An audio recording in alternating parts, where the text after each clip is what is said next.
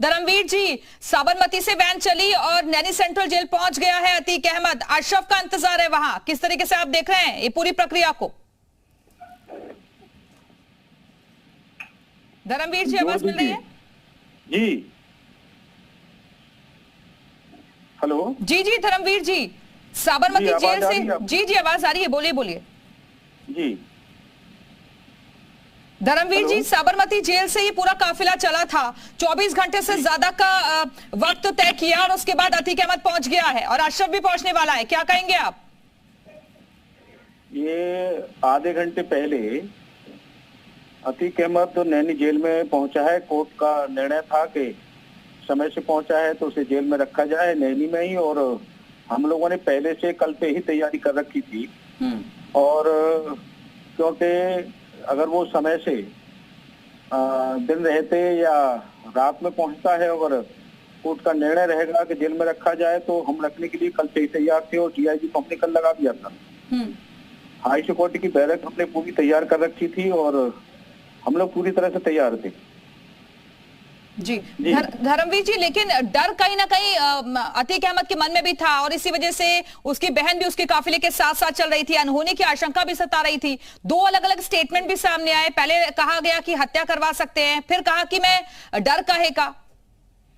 देखिए, सभी काम नियम कानून से होते हैं, कोई भी नियम और कानून अपने हाथ में नहीं लेता। और ये बात सही है कि माननीय मुख्यमंत्री जी का पिछला 5 साल का कार्यकाल देख लो, चाहे ये 1 साल का देख लीजिए, आतताइयों के मन में भय है और भय रहना चाहिए। सरकार का उनको आतताइयों का एहसास होना चाहिए कि सरकार है, कानून व्यवस्था है। तो ये अच्छी बात है, अच्छा संदेश है कि उनको कानून का डर है, सरकार का डर है और ये आतताइयों को रहना चाहिए। धर्मवीर जी, लेकिन जिस नैनी सेंट्रल जेल से ही अपराध का साम्राज्य खड़ा किया अतीक अहमद ने, आज वहीं पर कहें कि अपराध का अंत भी होगा, फैसला भी आएगा। ये फैसला तो न्यायालय के माध्यम से होगा, जो भी होगा। और हम लोगों का काम है कि आज जो जेल में जो भेजा है तो हम लोगों का काम है कि उसको कड़ी सुरक्षा व्यवस्था के बीच हम लोग रखें और कोई भी आगे का नेटवर्क और का स्थापित न हो सके।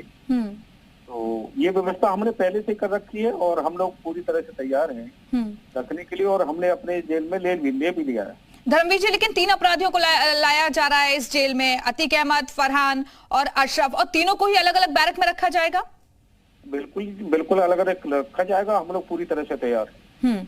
धर्मवीर जी, लेकिन जिस तरीके से पूरा प्रोसेस चला, क्योंकि कल यूपी पुलिस अचानक से साबरमती जेल पहुंची और फिर उसके बाद तेजी से पूरा रूट तय करते हुए इतनी जल्दी प्रयागराज भी लेकर आ गए, आप मानेंगे कि जनता के बीच भी एक बड़ा मैसेज गया है इसको लेकर? देखिए, मैं कह सकता हूं कि जनता ने जिस आशा और विश्वास के साथ उत्तर प्रदेश की हो जनता, देश की हो जनता, उन्होंने केंद्र में हमारी 2 बार सरकार बनाई, उत्तर प्रदेश में हम आए, दोबारा हमारे ऊपर भरोसा जताया, तो हम लोगों का जिम्मेदारी है, हम लोगों का दायित्व बनता है कि उनकी धन की सुरक्षा, उनकी सुरक्षा, उनका संरक्षण, संवर्धन हम लोगों की जिम्मेदारी है। और उस जिम्मेदारी का निर्वहन माननीय मुख्यमंत्री के नेतृत्व में पूरी सरकार कर रही है।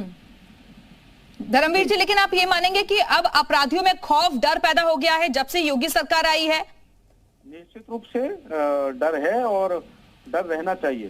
सरकार का और कानून व्यवस्था का डर अपराधियों के मन में रहना चाहिए, ये जनहित में है। धर्मवीर जी, लेकिन विपक्ष तो ये कहता है ना कि आप लोग एक तरफा कार्रवाई करते हैं और जितनी तेजी आप लोग और चीजों में दिखाते हैं, आप लोग एक तरफा कार्रवाई करके ऐसे लोगों को अंजाम तक पहुंचाते हैं। देखिए, सही बात ये है कि उत्पीड़न, ऐसे लोग जनता का उत्पीड़न करते हैं, उनके धन की सुरक्षा नहीं हो पाती, उनके शरीर की, मन की सुरक्षा, तन की सुरक्षा नहीं रह पाती। अब देखिए, उमेश पाल की घटना हुई, ऐसे ही अनगिनत ये पेशेवर अपराधी कितनी घटनाओं को अंजाम देते हैं, कितने लोगों को दुखी करते हैं, और सरकार का दायित्व है कि लोगों को संरक्षण देना और संवर्धन करना, और वही सरकार कर रही है। धर्मवीर जी, लेकिन जेल में ही ये पूरी प्लानिंग रची गई और साजिश रची गई है जेल के अंदर ही, तो जेलों की सुरक्षा को लेकर आप क्या कहेंगे आने वाले वक्त के लिए? क्योंकि कहीं ना कहीं वो खौफ होना, डर होना जरूरी है। ऐसे जेल के अंदर से वारदातें हो रही हैं प्लानिंग के साथ।